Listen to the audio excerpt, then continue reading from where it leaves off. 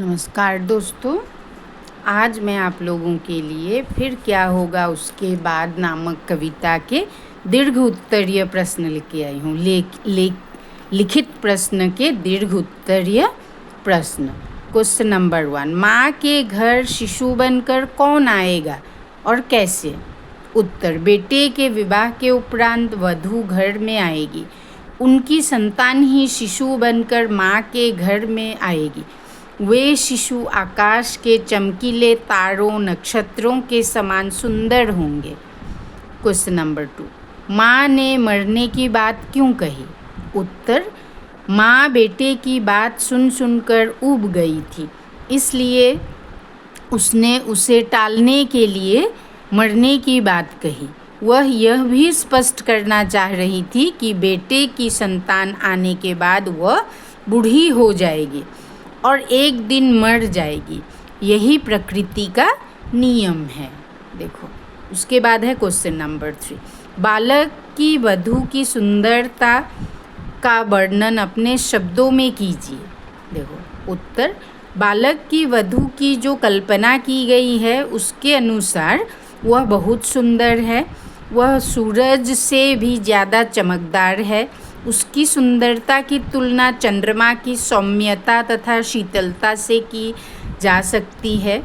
वह कोमलता में पेड़ के पत्तों से भी बढ़कर है। ठीक है बच्चों, वीडियो को शुरू से अंत तक देखिए और चैनल को सब्सक्राइब कर दीजिए।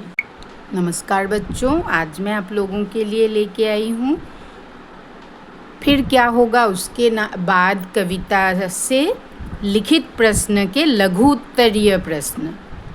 यहाँ भी सिर्फ 3 क्वेश्चंस है। क्वेश्चन नंबर 1, वधू आने की बात सुनकर बालक की क्या प्रतिक्रिया हुई?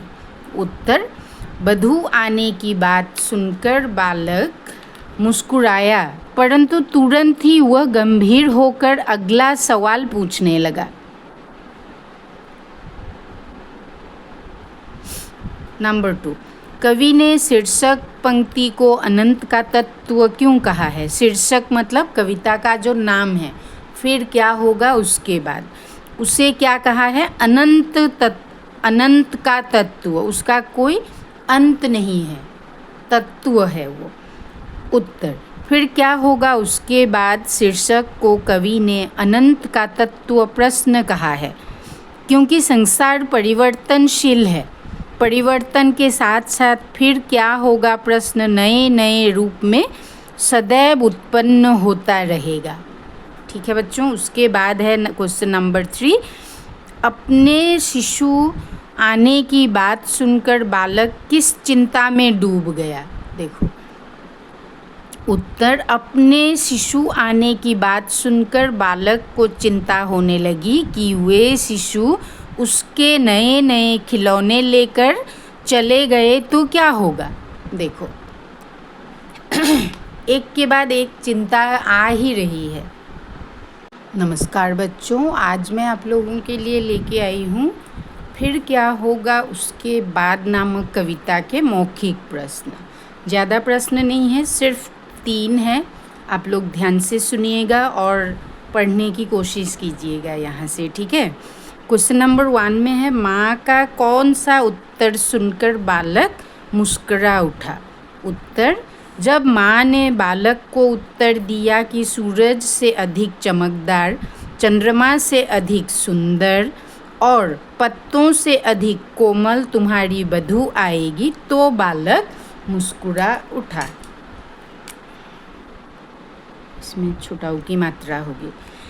उसके बाद है नंबर 2, माँ का जी क्यों ऊब चुका था? उत्तर, माँ बालक के सवालों के जवाब देते देते माँ थक गई थी, इसलिए उसका मन ऊब गया था। उसके बाद है नंबर 3, कवि को बालक ने क्या सिखलाया? उत्तर, बालक ने कवि को सिखलाया कि सुख दुख स्थायी नहीं होते और यह प्रश्न हमेशा बना रहेगा कि इसके बाद क्या होगा। कविता के नाम से ही हमें पता चलता है कि नहीं?